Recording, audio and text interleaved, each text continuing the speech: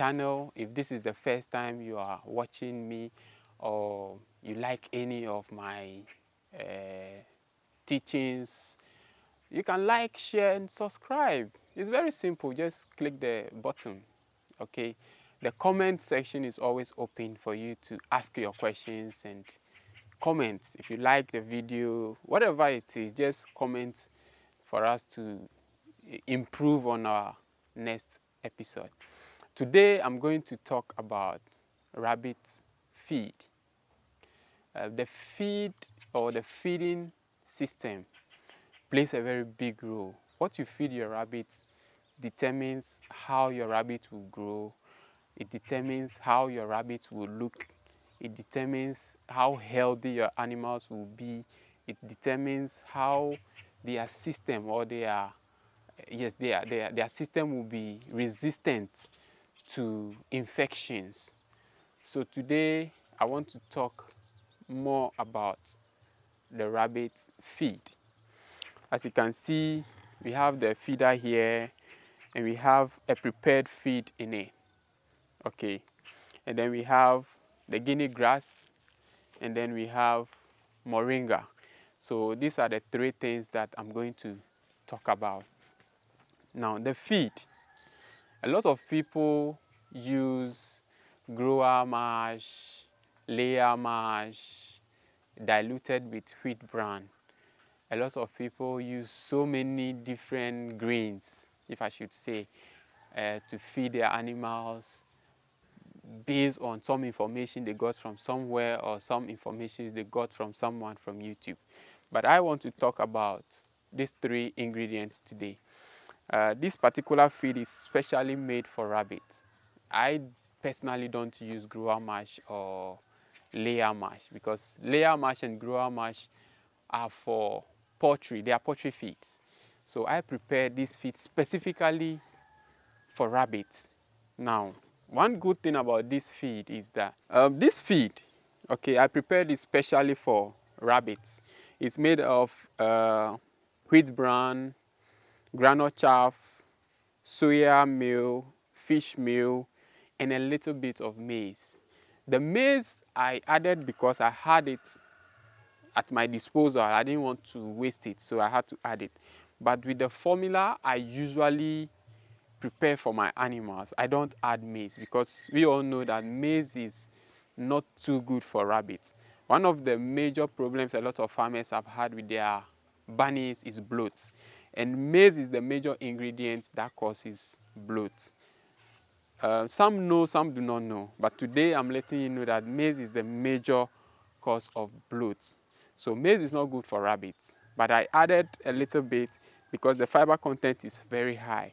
So I added a little bit to the feed so that I don't have it wasted. Now, I want to talk about Guinea grass as well. Guinea grass is one of the best feed or best grass that I can always recommend apart from other grasses. Now, when you feed your rabbits Guinea grass, once a day, once every 3 days, or once every week, you never have problem with constipation with the rabbits, you never have problem with diarrhea, you never have problems with bloat. Ever since I've been using Guinea grass, I never have problems with such diseases, especially with the young ones. Some of these that cause mortalities and all of that. But mind you, it's very dangerous to keep feeding your animals Guinea grass like continuously for 2 or 3 times in a day. So it's not like a supplement. It's a supplement rather that you add to the feed. But don't say because you don't have money for feed, you give your animals Guinea grass continuously. You end up killing them. Now, let me talk about Moringa. Moringa is one of the magic plants when it comes to rabbit farming. Okay, you can feed the rabbits raw, like you just cut. I have the Moringa tree in my farm, not even one tree, trees, because I feed them with it. I consume it myself. It's very healthy. I'm not going to talk about the health benefits of the moringa today. It will be maybe in the next episode, or maybe some of the episode that will come up. But it's very healthy. You can look or you can research on the health benefits of moringa. But let me tell you the few things that moringa does. If you keep feeding your animals moringa every day, it boosts their immune system. It helps their production to increase, and it increases their libido. So you don't have problems with crossing your animals, or your animals not getting on heat. You cross them and they are not ovulating, etc. and etc. So how do you introduce the moringa? For me, sometimes I just I remove the leaves, I cut them or I chop them into more pieces, and then I mix it with the feed. Sometimes, just like this, I give them some quantity alongside with the feed. Now, how many times do you feed your rabbits in a day? So many people will say rabbits eat a lot. A lot of people say that rabbits eat a lot, rabbits eat a lot, rabbits eat a lot. But today I'm giving you a different view of rabbits feeding. Rabbits don't eat a lot. Now, the problem that other farmers have is the type of feeder that they have. Because most of the time they have feeders that the animals are able to have access to the feed and waste it. So 50% of the feed is being wasted. They give them feed in the morning. By the time they come back in the afternoon or evening, the feed is finished, and they think rabbits eat a lot. Rabbits don't eat a lot.